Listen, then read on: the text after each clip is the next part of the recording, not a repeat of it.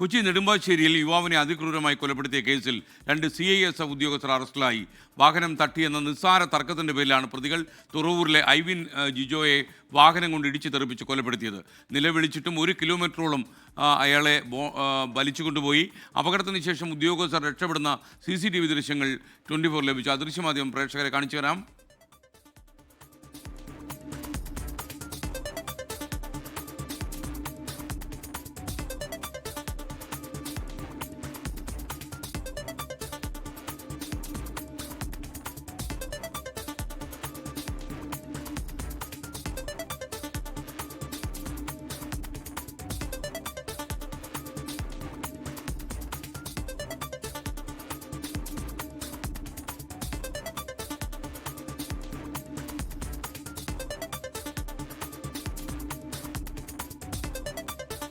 അത് ഇന്നലെ തന്നെ ചെയ്തു.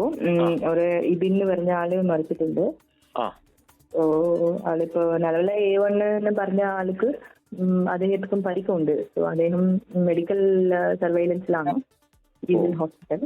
A2 എന്ന് പറയുന്ന ആള് ഇപ്പൊ നമ്മുടെ കസ്റ്റഡി എടുത്തിട്ടുണ്ട്. മേഡം, ഇയാളുടെ ഈ മരിച്ച ആളുടെ ഫോണിൽ അയാൾ ഇത് റെക്കോർഡ് ചെയ്തിരുന്നു, ഇവരുമായിട്ടുള്ള വാക്കുതർക്കം അങ്ങനെ വല്ലതും കേട്ടിരുന്നു? റെക്കോർഡർ ഉണ്ട്. നമ്മൾ ഇൻവെസ്റ്റിഗേഷന്റെ പാർട്ടായിട്ട് അത് പ്രോപ്പറായിട്ട് സീസ് ചെയ്യണം. സീസ് ചെയ്തല്ലേ വേണം. ഓക്കെ, വിഷ്ണു സുരേഷ്, ശ്യാംകുമാർ വിവരങ്ങളുമായി ചേരുകയാണ്. ശ്യാം, യഥാർത്ഥത്തിൽ ഈ ചെറിയൊരു വാഹനം ഓടിക്കുന്നതിലുണ്ടായ ചെറിയൊരു വാക്ക് തർക്കമോ എന്തോ ആണല്ലോ ഈ ഒരു കൊലപാതകത്തിലേക്ക് കാരണമായത്. എന്തൊക്കെയാണ് കൂടുതൽ വിവരങ്ങൾ നമുക്ക് മനസ്സിലാക്കാൻ കഴിഞ്ഞത്? ഈ വാർത്ത അറിഞ്ഞ ജനങ്ങൾക്കൊക്കെ വല്ലാത്ത അമർഷമുണ്ട്. കാരണം CISF ഉദ്യോഗസ്ഥരൊക്കെ ഇങ്ങനെ ചെയ്യുക എന്നൊക്കെ പറഞ്ഞാൽ ആ അച്ചടക്കമുള്ള സംഘടനയ്ക്ക് തന്നെ പ്രശ്നമല്ലേ?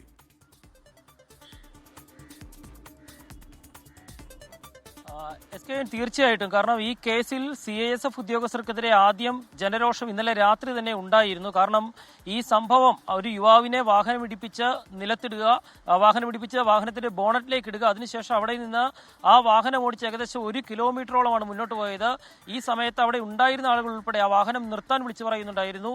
പിന്നീട് അവിടെ ഒരു കപ്പേളയുടെ സമീപത്തെത്തി സഡൻ ബ്രേക്ക് ചെയ്ത യുവാവിനെ റോഡിലേക്ക് ഇടിച്ച് തെറിപ്പിച്ചിടുകയായിരുന്നു. അവിടെ വെച്ചാണ് ഐവിന്റെ മരണം സംഭവിക്കുന്നത്.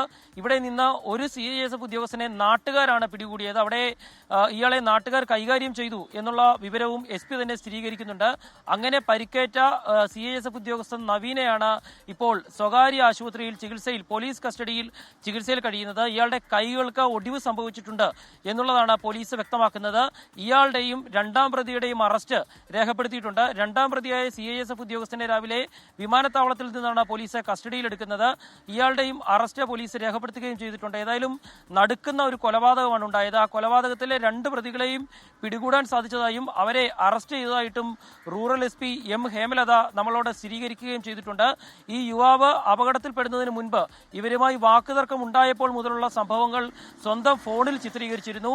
ഈ ഫോൺ പോലീസ് ഇപ്പോൾ കസ്റ്റഡിയിലെടുക്കുകയും ഈ തെളിവുകളും പരിശോധിച്ചു വരികയാണ്. ഏതായാലും നടുക്കുന്ന ഒരു കൊലപാതകമാണ് ഉണ്ടായത്. ഒരു യുവാവിനെ കാറിടിച്ച് ബോണറ്റിലേക്ക് ഇടുക, ആ വാഹനം ഓടിച്ചുകൊണ്ട് പോവുക, തുടർന്ന് അയാളെ കൊലപ്പെടുത്തുക. ഇത് തന്നെയാണ് FIRലും വളരെ വ്യക്തമായി പറഞ്ഞിരിക്കുന്നത്. ഏതായാലും നിലവിൽ കസ്റ്റഡിയിലുള്ള പോലീസ് കസ്റ്റഡിയിൽ തുടരുന്ന പ്രതിയെ പോലീസ് ചോദ്യം ചെയ്യുന്നതിന് വേണ്ടി സ്റ്റേഷനിലേക്ക് മാറ്റുമെന്നുള്ള വിവരം കൂടി വരുന്നുണ്ട്. SP അടക്കമുള്ള ഉന്നത ഉദ്യോഗസ്ഥർ സംഭവ സ്ഥലത്തേക്ക് എത്താൻ തയ്യാറെടുക്കുകയുമാണ്. ഓക്കെ, ശ്യാംകുമാറാണ് വിവരങ്ങൾ നൽകിയത്.